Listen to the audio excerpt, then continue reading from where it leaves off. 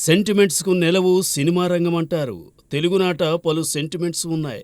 వాటిలో రాజమౌళి సెంటిమెంట్ చాలా ఏళ్లుగా సాగుతోంది.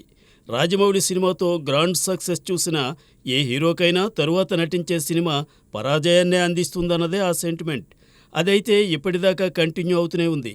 RRRతో గ్రాండ్ సక్సెస్ చూసిన హీరోల్లో రామ్ చరణ్ తరువాత సినిమా ఆచార్య అట్టర్ ఫ్లాప్ అయింది. దాంతో అందరూ ఇప్పుడు ఎన్టీఆర్ దేవర వైపు చూపు సారిస్తున్నారు.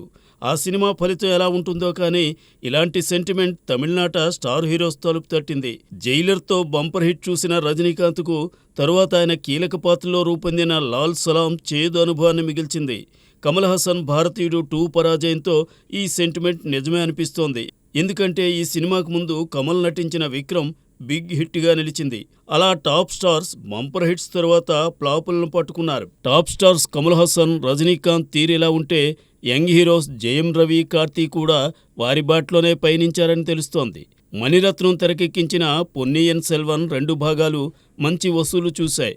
ఈ 2 సినిమాల్లోనూ కార్తీ, జయం రవి నటించారు. అలా ఆ సిరీస్తో విజయం చూసిన ఈ ఇద్దరు కథానాయకులు తరువాత తాము నటించిన చిత్రాలతో పరాజయాన్నే పెనవేసుకున్నారు. పొన్నియిన్ సెల్వన్ సిరీస్ తరువాత కార్తీ నటించిన జపాన్ విడుదలైంది. ఈ సినిమా కార్తీకి 25వ చిత్రం కావడం విశేషం.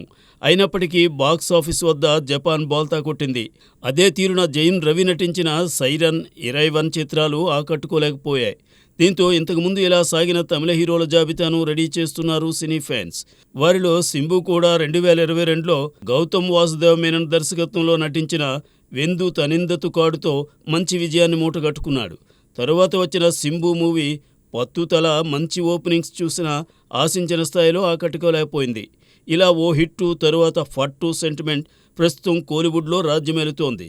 తెలుగునాట కూడా ఇలాంటి ముచ్చట కొందరి విషయంలో సాగుతోంది. మరి ఈ హీరోలందరూ వరుస విజయాలను మళ్ళీ ఎప్పుడు చూస్తారో చూద్దాం.